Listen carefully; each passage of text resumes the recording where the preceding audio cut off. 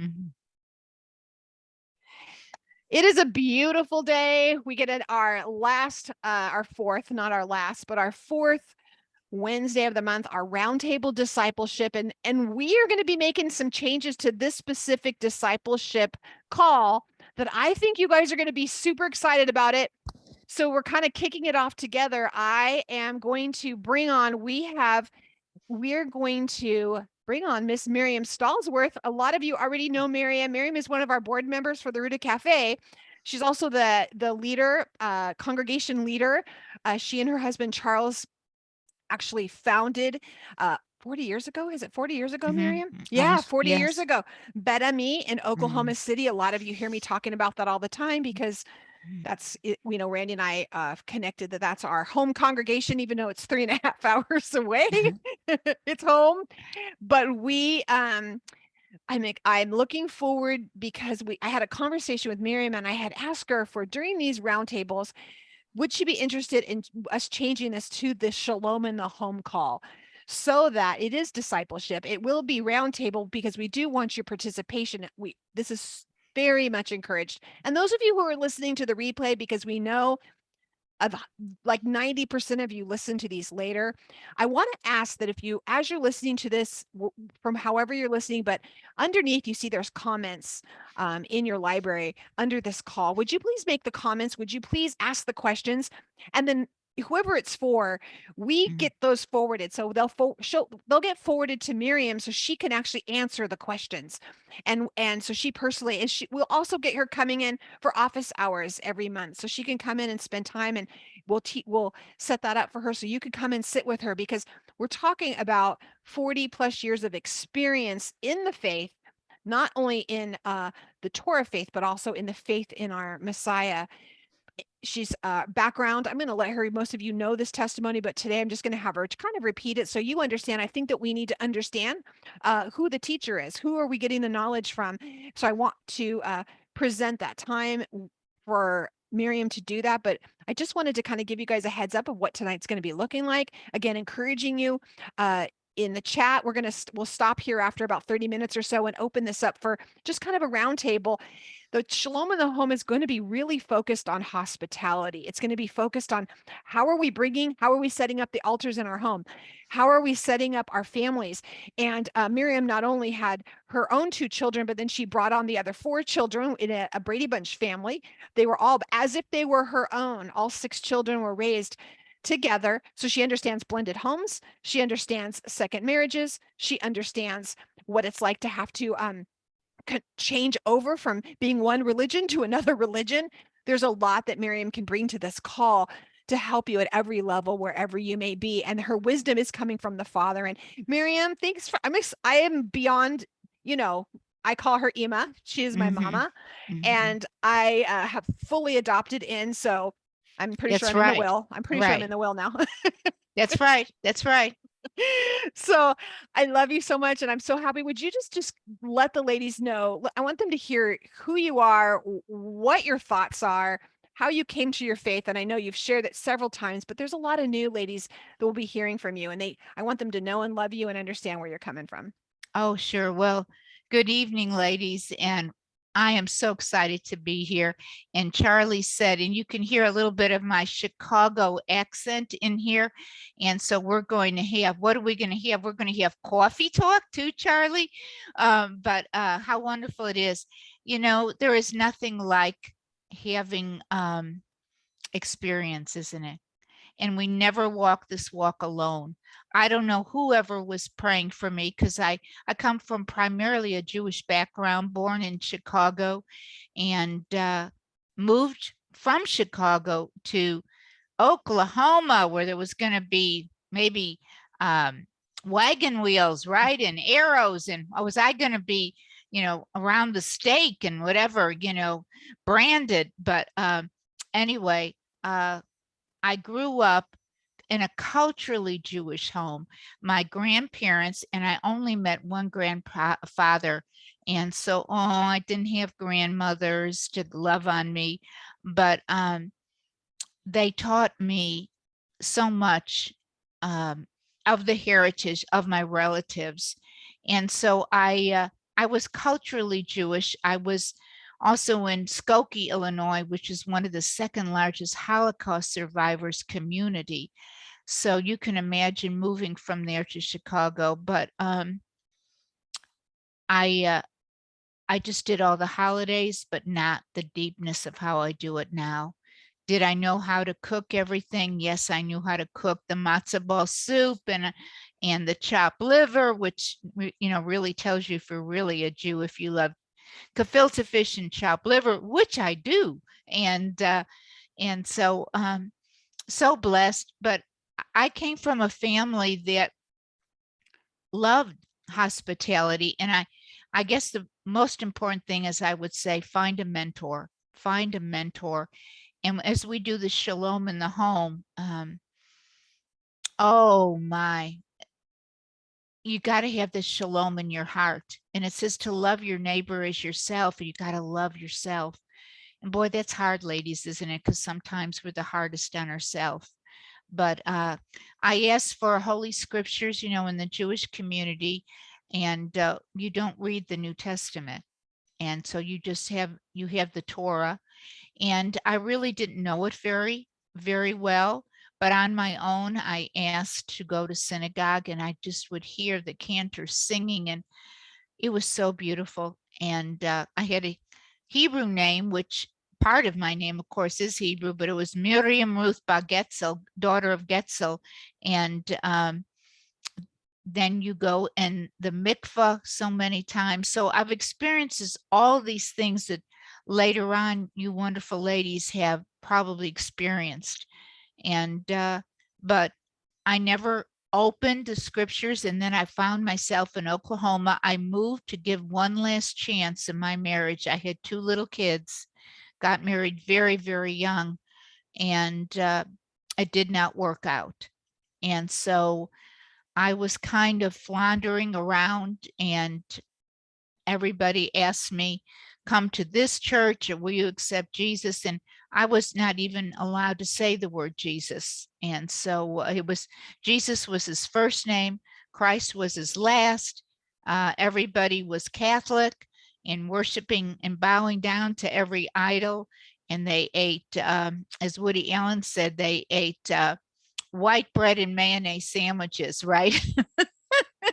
Very, very non-Jewish, very goyim. And so, but I then started reading myself, and I said, I thought I was an educator, I was a teacher, but I knew nothing of the scriptures. So I opened it up, never opened the New Testament, and I kept crying out because we're looking for a Jewish Messiah. And I said, oh Lord, if this Yeshua, and at that time Jesus, it's all I knew, is the Messiah, please show me. And after about a year, he showed me he was the Passover lamb from Exodus. And so such a deeper meeting. We went through the Passover, but it was mostly just the foods. We didn't go through the full Seder because kids would get busy. They couldn't sit still. We did Hanukkah. We did Rosh Hashanah, and it was all around the foods and the family. But I did learn a lot about hospitality and how to make your home the most beautiful. And in the Hebraic, a home is wherever if you're married, a man would say his home is wherever his wife is. Isn't that beautiful? And so to have shalom in the home, you must have it first within, because you are setting the essence. You're the spice that permeates and gets ready each day, and then especially on Shabbat. So how is that, Charlie? Is that good? That's really good. We're fighting back and not fighting. I was letting Crystal know, we're saying since we're adopted, we're Jewish now because we're Right. adopted.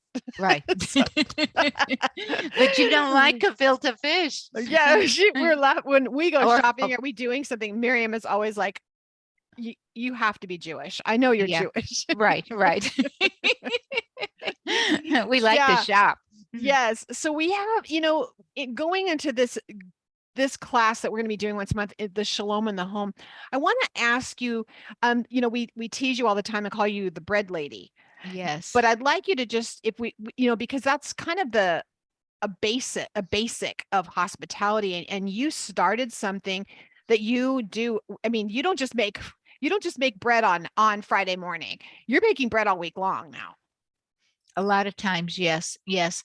Well, any neighbor, and then when I go to my dentist or I go to the doctor, I bake them bread, and now they're all used to it. And I And get she gets a such lot of free stuff a because lot of she's free giving them stuff bread. and favor. Oh my, She has so much favor with yes. great things happening.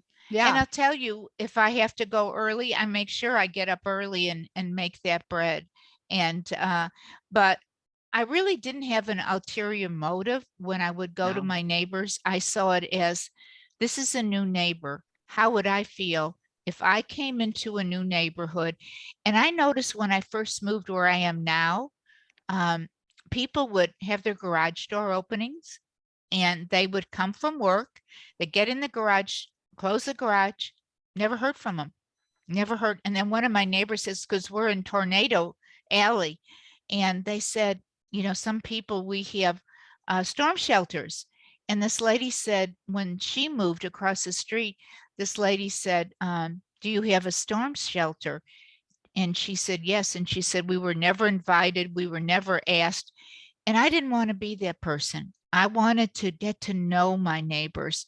And so anytime a new neighbor came to our street, I brought them bread.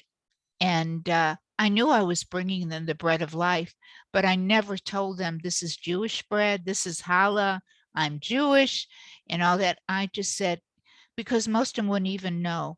And I just said, I want to bless you with this bread, and open myself up to just being loving to them. And so what a way.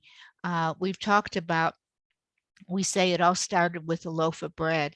And I'd like to sometimes write on that, because the relationships I have now with my neighbors, I cannot tell you what they have done and been there for me also. Never in my wildest dreams.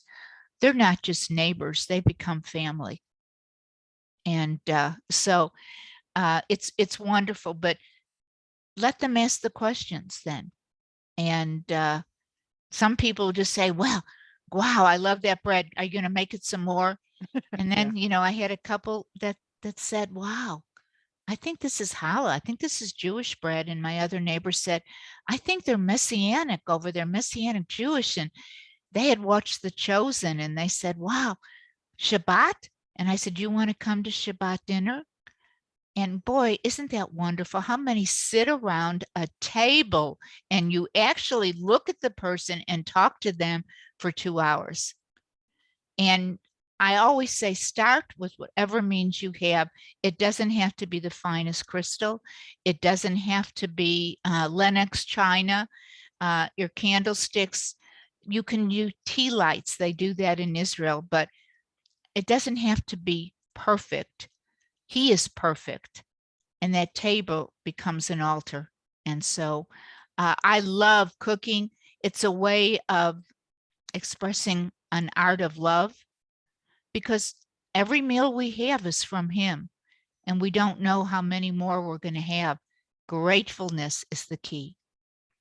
Amen. And for those of you who don't know, Miriam is recently widowed with the Mm-hmm. amazing Charles Stallsworth, who Mm-hmm. also is, we call him Dad because he was, Mm-hmm.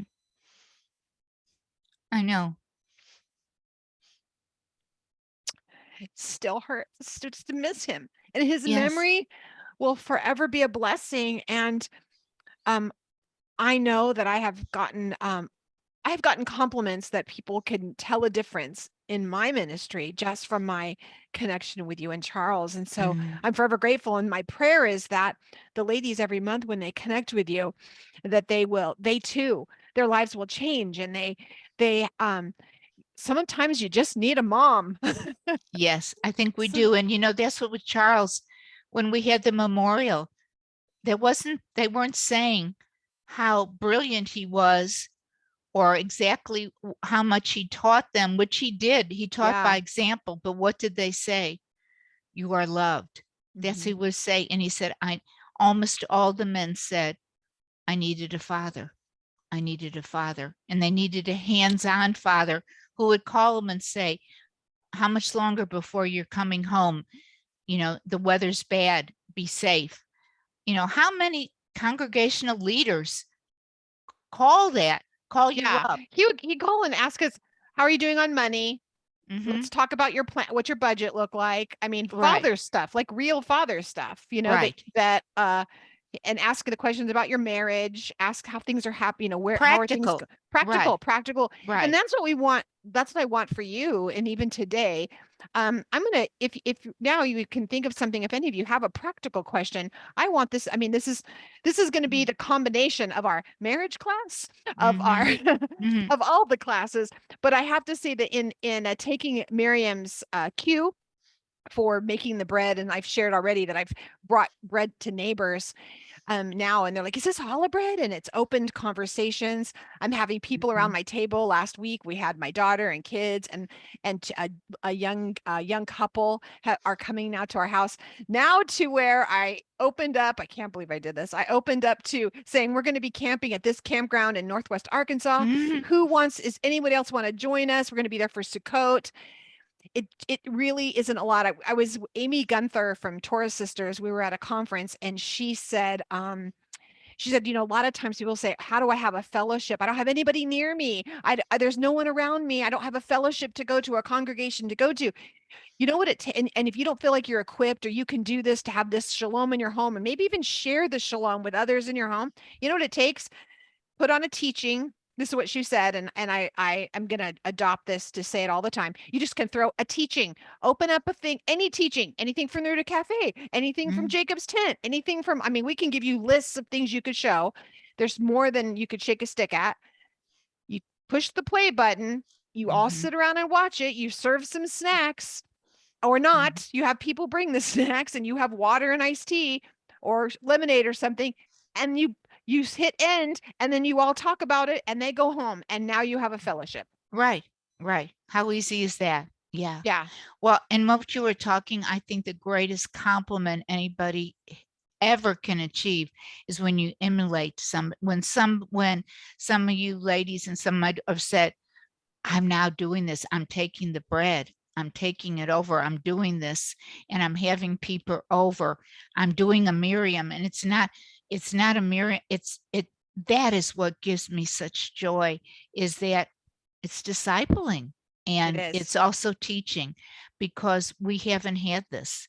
And really, I didn't get that from my mom a lot, as far as really being a big baker or doing a lot, because a lot of the holidays we ordered even outside and brought things in, but with other my relatives in that.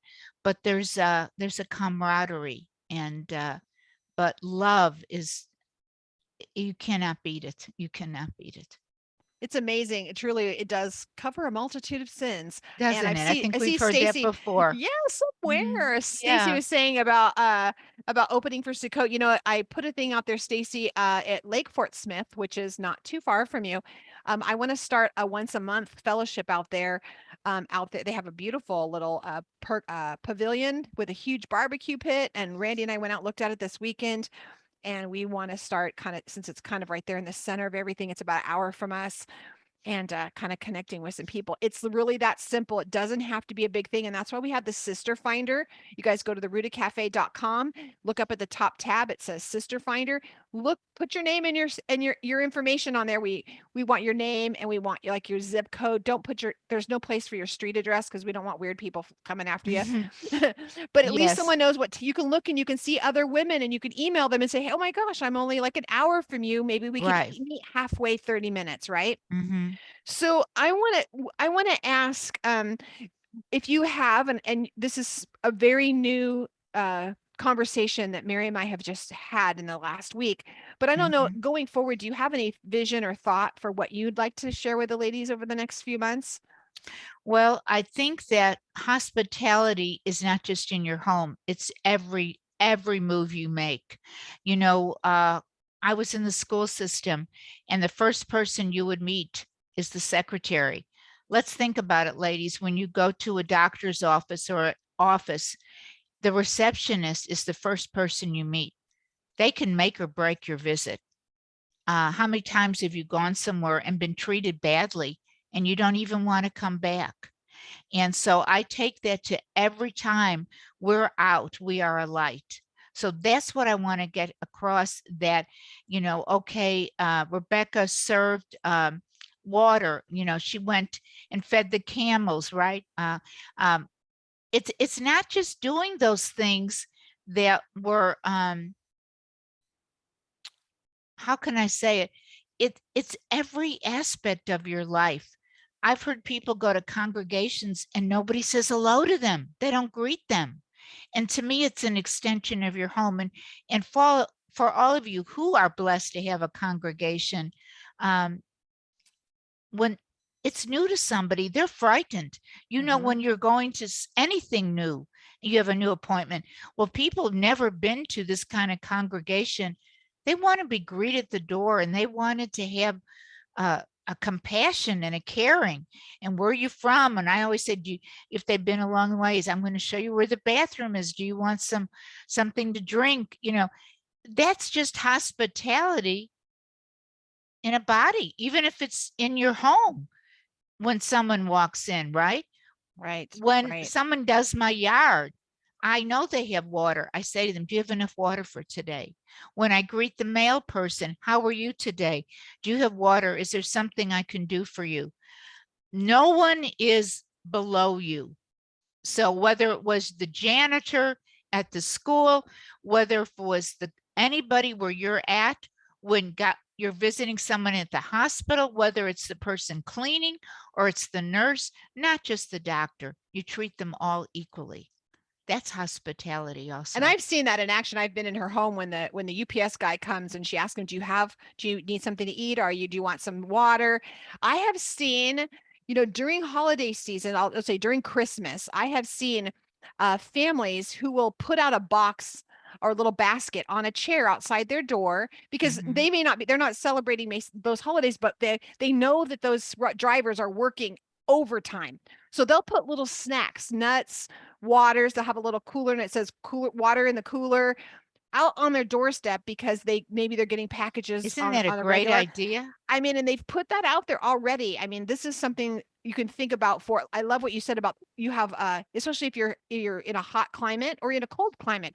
What if you had something hot for them to drink? What if you had a hot something, but you have like all the people doing services, your pesticide people who maybe come around. Right. Like you said, your lawn people. I mean, our lawn people are huffing. I mean, they're moving quick around Moving here. in Yeah. 100 degrees Yeah. sometime. My And lawn person is sitting in my living room right now, but yeah, he can watching the trees, watching grow. that. He was Yeah, watching the trees grow. Yeah. Yeah. yeah.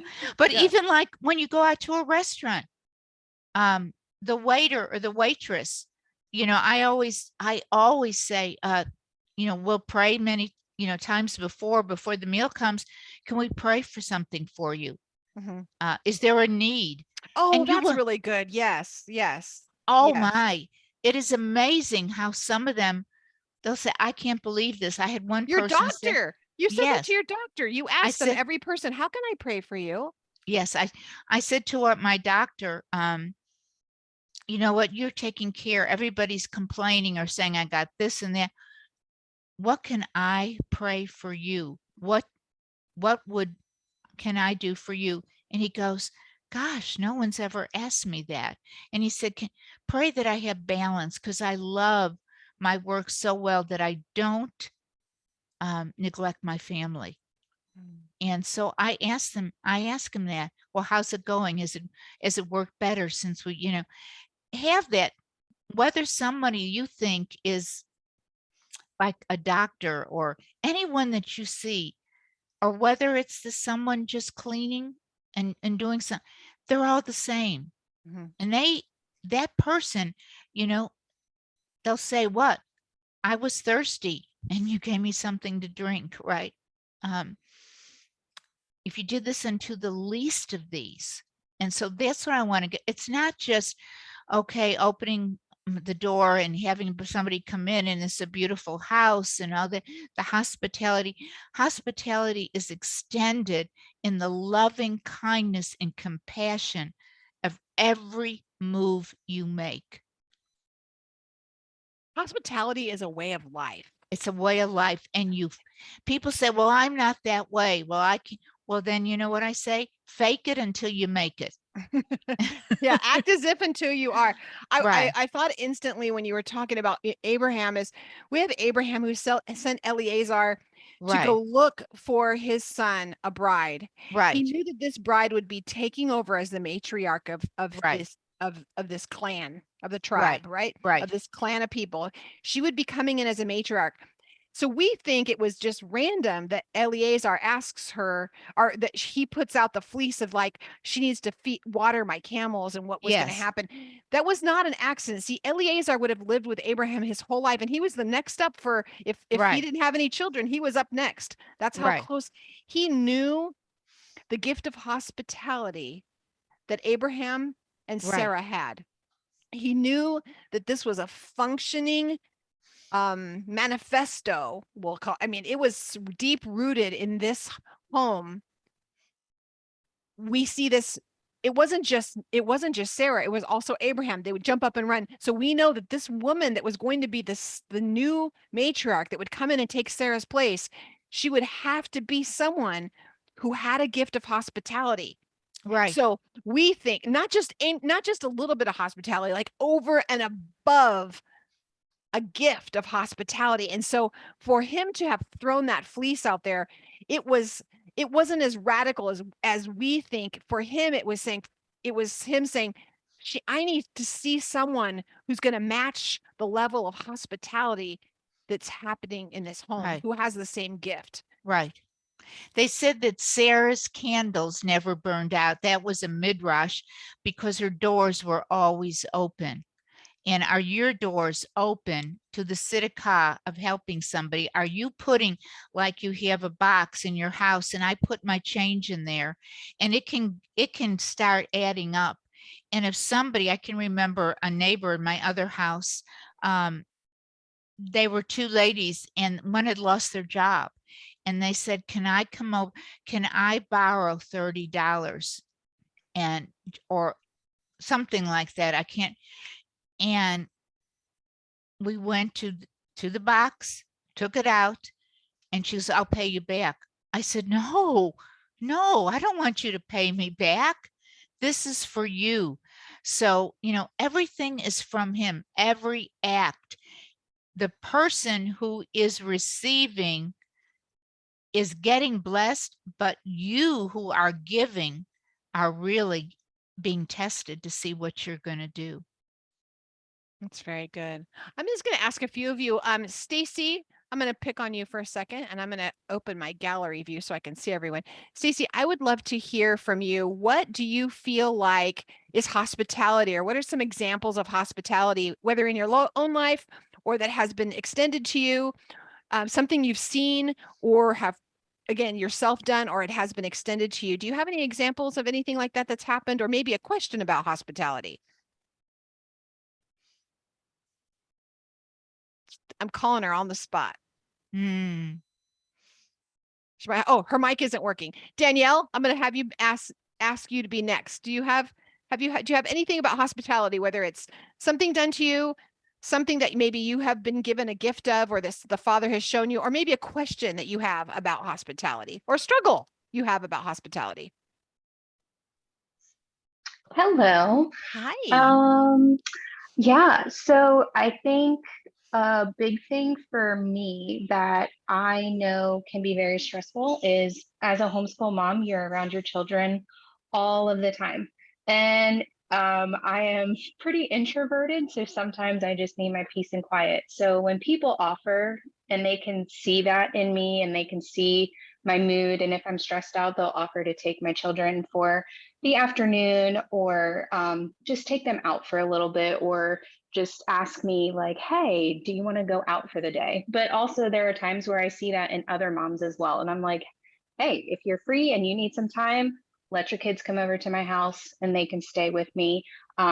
we'll do something fun for them. So that is something that I think has been extremely helpful in my circle with my friends, is just knowing how to read people and offer that helping hand whenever it's needed. That's great. That's great. Danielle, that's a great one. It And I is a think that great a one. lot of times we think, oh, well, I don't have any money. I can't really do this. And I Right. know that's one of the things Miriam is going to be coming up with is Mhm. different ways of hospitality. Doesn't mean you have to have a lot of money. Doesn't mean No, you have to have no, people over for a 12-course meal. It's a no. simple thing as saying, I'm going to watch your child. If, Mhm. the little couple that's coming to our house, she's due on the 7th, and her concern is her mom passed away, and she's like, I don't know who's going to watch my son. And Miriam knows this will be a challenge.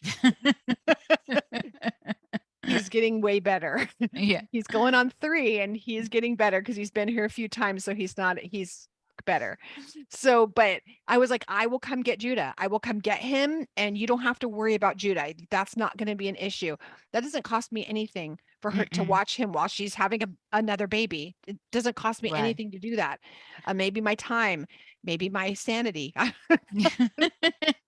Y'all, if you can, a meal that she could just pop in, and yes. put in, and it doesn't have to be anything. Boy, a baked potato that's hot and giving to you is just something you don't have to fix. So, there's so many things you can do. I know that I used to take a little note, and for each person at the Shabbat table, I would write a note about them and bless them. And it was so incredible. Does that cost anything? No. People just text today or that, but the art of just calling someone or writing them a little note is, or you can get a card that has very little that you even have to write. It's just appreciative. It's just appreciation, knowing I care. And I've been reading some things about different women, and it is amazing. And for myself now, being going through all the stages, if you have been a divorced mother or a single person, sometimes it's a very lonely walk, or a widow. Um, it's like you kind of feel, where am I? If we have all these families or husbands and wives and couples. And so don't forget them, because sometimes loneliness is a very, very sad thing. And that's why it's so important on Shabbat that even if you have some wonderful place to go, that they see the beauty of eating together and blessing one another, because they might not have that all week. Yeah, And that's important to do. that's good. Stacy, your mic is working now. You're on. Well, I think that hospitality to me is meeting people where they are.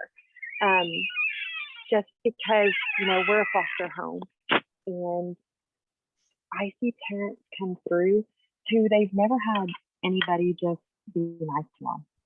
Nobody's ever just, they've come from a hard life and they don't have anybody. And so stepping out of my comfort zone and going to these parents and saying, hey, listen, I have your child.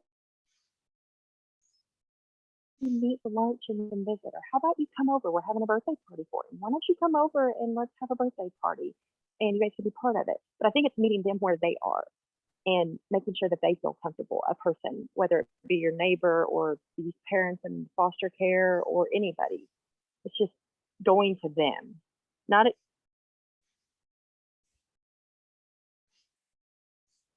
Oh, we lost you. Yeah, I think she cut out. Yep, we lost you. I'm going to call on someone else while we're doing that. Amber, Amber or Lori. Do either one of you have a example? I miss you already, Lori. I got to spend some time with Lori at Surge. Can you unmute? Or Amber? Oh, good, Danielle. She wants to add to. Go for it. Hey, so I have another one. I have a friend now. At the time, she wasn't a friend. She was just a mom that I had met at one of my daughter's friends' parties, and she had a son who had he was born with like a brain defect. And shortly after we had met, he passed away suddenly in his sleep. So I put a box together for her with a book for her daughter, some gifts for her daughter, just to memorialize him, and I sent a gift card to get them out of the house to go do something fun as a family. And I didn't get to talk to her for a few months, but we had met up again. And then she actually ended up started asking questions about Torah. And now we hang out every once in a while with our children. So it's been a really awesome way to kind of support somebody from afar, and just understand the struggle that they were in. And it's led to some really good conversations about the Father and who he is. And that's Mm, simple, a simple card, a simple Right. thing that could be sent. So we're really saying acts of kindness. And it says the Proverbs 31 woman, the words of kindness are always on her lips. And we know, there's sometimes we might get a little crabby, or things might be a little hectic, right? Or we're getting ready, or our children with different things, our grandchildren, our children, or our household, if we're out working outside the home. But hospitality, you might be getting somebody a cup of coffee at your work, right? Or bringing something in to somebody, where you're going to, if you're going to the dentist or you're going somewhere. And listen also to what they're saying. That I remember these two ladies, I had gone into the Cox Cable person, and they were saying they never got out to get something, or I went to the bank and the teller was all by herself. And I said, I saw that the managers were going back and forth and having lunch, but they didn't bring her anything. And I said, have you eaten lunch? Are you going to have a break? Well, it's really, I'm the only person here today. So I said, right across, there's a great place for smoothies. How about if I get you a smoothie? What do you like? She goes, oh, I love this one. Went there, $6, brought her back a smoothie. And I'm not patting myself on the back. This is what we're all supposed to do. Listen, and look around and see who's around you and how you can bless somebody today. Because in the end, you will be blessed. Because the minute, every time I go in there, hello, Miss Miriam, how are you today? How are you doing? It makes a difference. You will be rewarded also. I think that's great. And the point of all this isn't to impress any of you, but to impress upon you Mm-hmm. the importance of and the difference this makes a difference. I ask when when I would leave, if I've, with a family member who had a surgery, you ask the nurses, I Right. always, because being a nurse, I'm going to tell you, you always bring your nurses food if you, Mm-hmm. and that you're, so that when you have to ask for something, they will be quicker They'll to go do get it it. for, they will Yes. run to, and you don't do it for that reason, but you No. have these people who are servants, who Right. are on their feet for 12-hour shifts, who don't get to potty, who eat over trash cans, and they Right. usually are looking and seeing like, oh, that pizza, oh, there's not much mold on it. Let me eat that really fast. Or if Yeah. Right. they're just go, go, go, go. And if for you to bring something especially simple that they can grab and eat, even if it's a little sweet treat, bringing them hand lotion. You know how much they're washing their hands constantly. You go into Right. your doctor's office, bringing them some cheap little doesn't have to be expensive, but hand lotion. Mm-mm. But I would ask, hey, I'm running to grab us something at Starbucks, or I'm running to grab us Mm-hmm. something to eat. Do you want me to get you anything? And they're like shocked that somebody Right. actually, Right. That yeah. someone would care about them or think about them, because they hear a lot of complaining, a lot of complaining. Yeah. And people say, well, they get paid a lot and this is their job. That doesn't matter. That does not matter at Well, it all. goes back to, it doesn't matter if they get paid a lot or they get paid a little. Right. Right. Love is the great equalizer. This hospitality Exactly. is going to be the great equalizer. Right. Crystal, I want to hear your input on hospitality and where where you've been ministered to, or how you minister, or ideas or challenges. So I opened my home here not too long ago to hospitality, and They brought 5 5 dogs. Wonder who Charlie. that could be. Well, you It I wasn't ha- just me. I only had 2 of the 5. Right. it Myself, was a blast, Randy, though. Dr. Halisa Alwine and her husband Alan. We all came for Charles's funeral. Crystal she hosted us in her home. I'm not even kidding you. It was like hospitality on crack.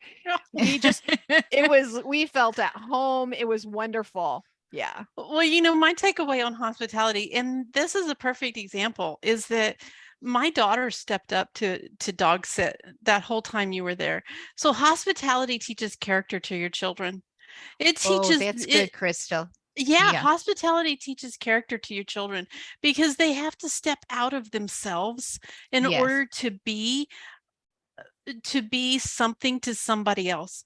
So Mhm. if you want to teach real true character to your children, you have a guest over to your house every Friday night for Shabbat, or Mhm. you have somebody come and they have to sleep on the couch and give Mhm. up their bed so that Mhm. somebody else can have their room. Mhm. Yeah, that really shakes their world. That teaches them character. That's the first thing. The second thing that I take on hospitality is that it's a matriarch.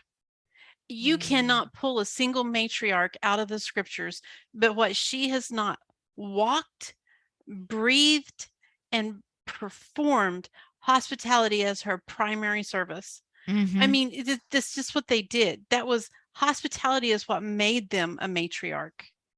Yes, it says here, Abraham hurried into the tent to Sarah and said, quickly prepare 3 measures of fine flour, knead it, and make bread cakes.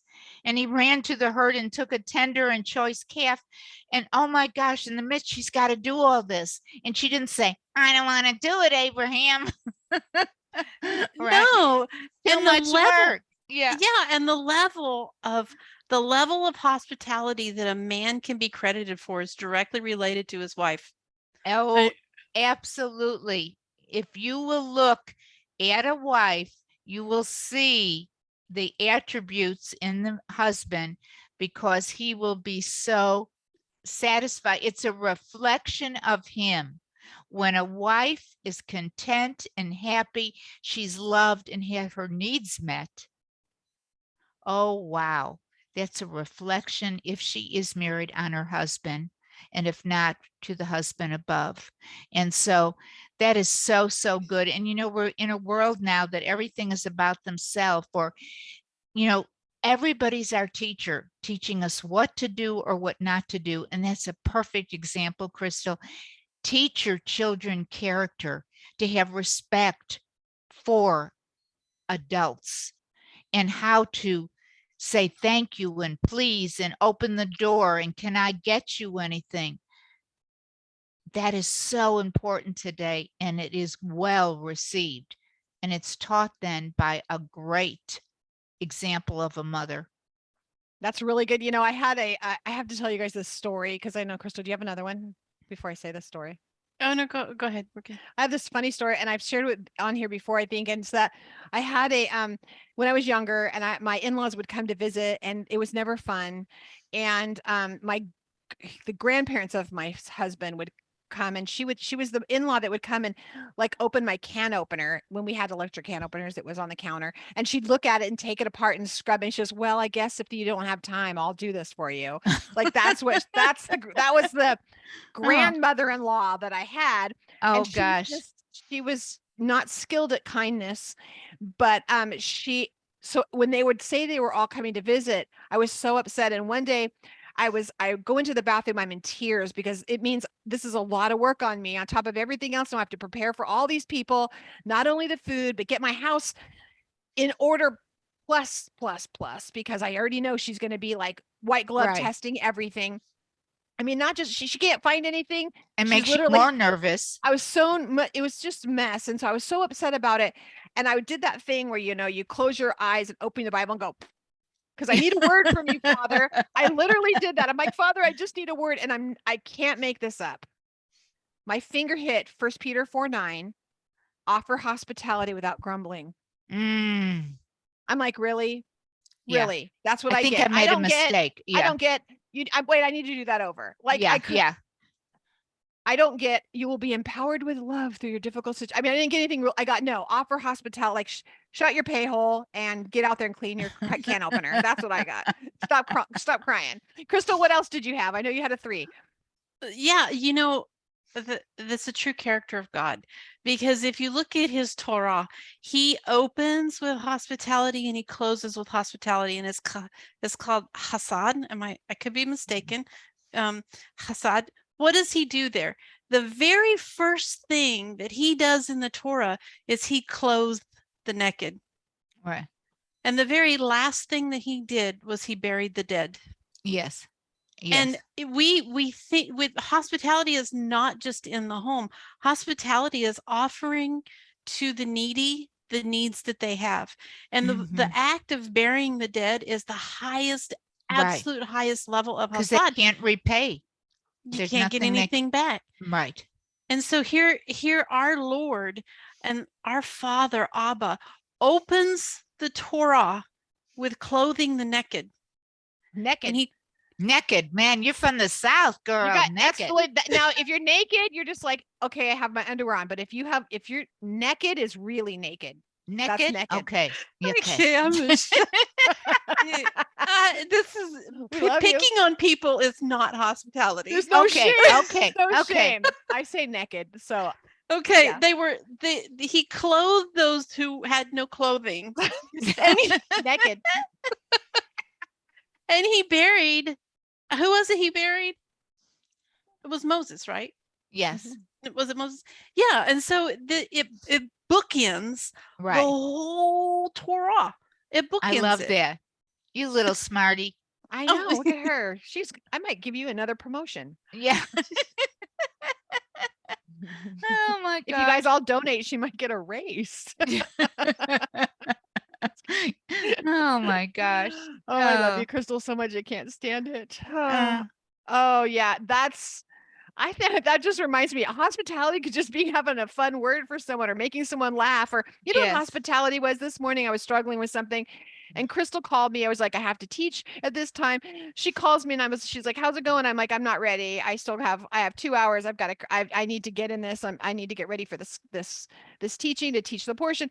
And she did like test training, like exam training. Okay, so let's talk this out. Tell me what you know.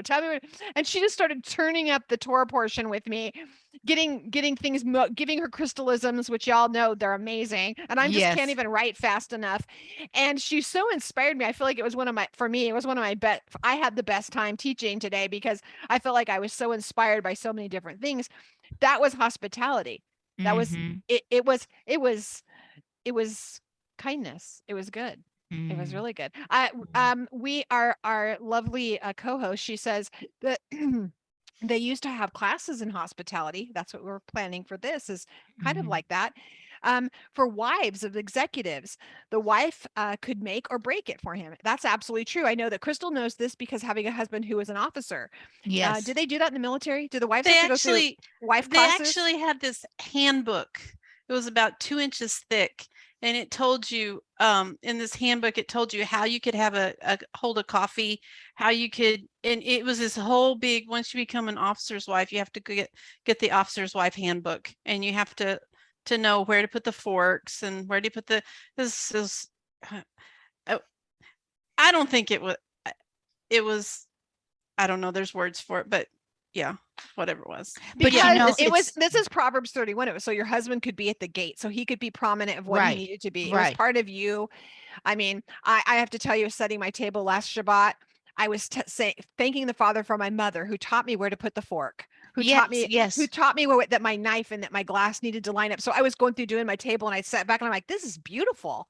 Thank you, Father. Thank you. Yes. And then the week before we had paper plates. So let me give you some balance. The week before that, I told my guest, hey, y'all, sorry, we're going to be naked and have paper plates. No, I'm just kidding. We are having paper plates. But you know what? You said something very interesting there. It was, you stepped back and it was beautiful. And that's what hospitality means. It means that you are adding that elegance. You're adding that special touch. You're putting that extra frill, that extra lace, that extra elegance into your your relationship with other people so that you can show them value, because that's what it's all about, is giving people value. And when we give people value, when we show that they have value, and we raise them up because of that, then it does set our husbands up at the city gates. It does equip them. You know, when I had that book and I had to bring over his other officer friends to my house for dinner, it wasn't a fun thing to do at first. But after a while, when you saw how he gleaned from it, how we were able to pour into our husbands from that, and how we were adorning their character with our little gems and jewels. You know what? I remember a neighbor across the street where I used to live, and their dining room table was just cluttered with all kinds of stuff, plus books and just everything in the room. And you could see it from their living room. And then she decided she was going to do Shabbat. And we go over there, and the transformation of the table, I went, oh my gosh, this is unbelievable. So isn't that, it's so true, just in a little bit, but you have to, you watch somebody and you have a mentor, and I think that making it excellent, I think that's great. I taught my girls, this is how you set a table, or take them out, and how you know, you can hardly find to buy cloth napkins anymore, but Shabbat's supposed to be the finest of the week. So Not I would paper go, plates? What? yeah. No shame. And but you can, you know, I would wait and look for sales, or even, you know, goblets. Now you can go to the Dollar Tree and they've got different dishes and they're incredible.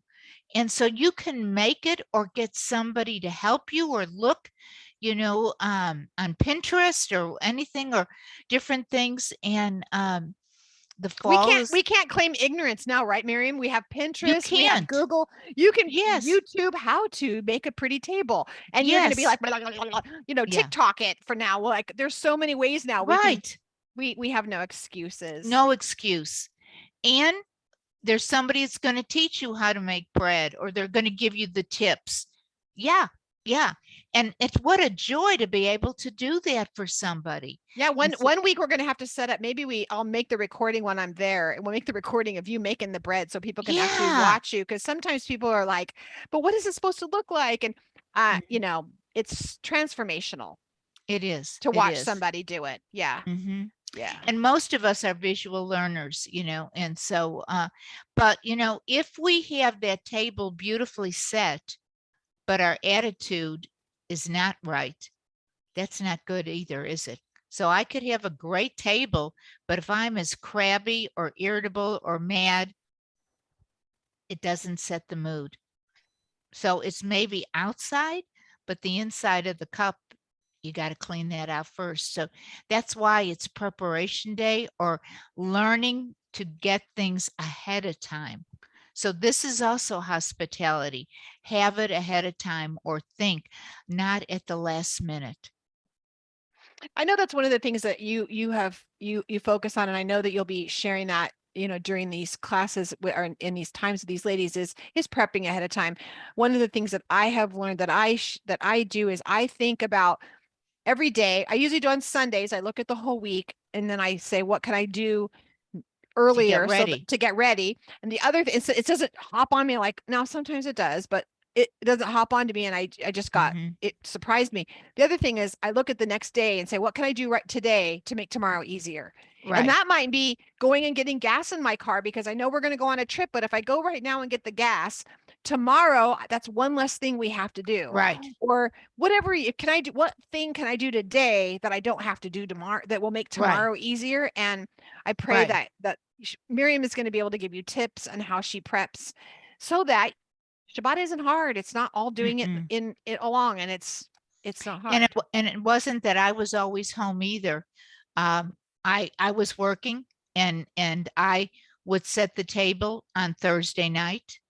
You know, I would do certain things ahead of time, and we go from Shabbat to Shabbat. And I know, but if you have little kids or your table, you know, have them help you. Have them help you do that. Have them make a placemat. Have them make certain things that they're participating in it also. And then they are part of the whole process.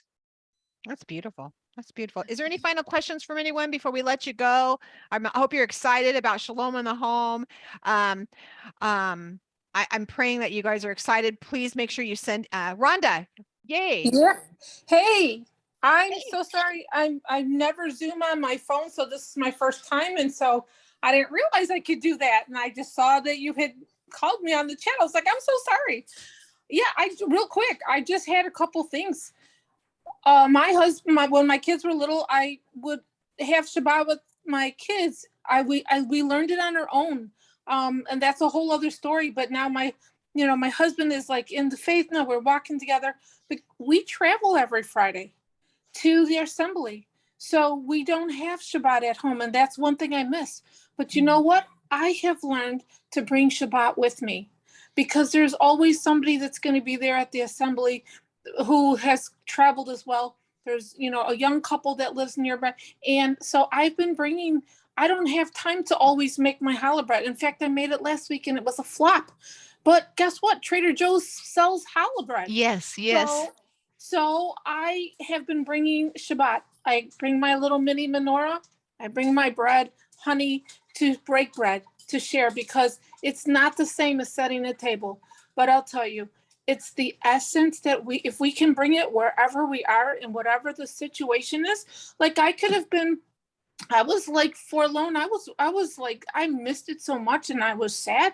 I was like, no, this is not my day. This is like, what if I prepared for it? I didn't just prepare to travel 2 hours to get to the assembly. No, we're preparing our hearts, our spirit, right? And so I just would like to say that sometimes the situation, we're not going to be able to set our tables the way we want. And I truly miss it. But the Father knows that wherever we are, we can still share Shabbat with him. We can share Shabbat with others who don't know. And so I think that learning how to be flexible is one of the greatest gifts you can give yourself.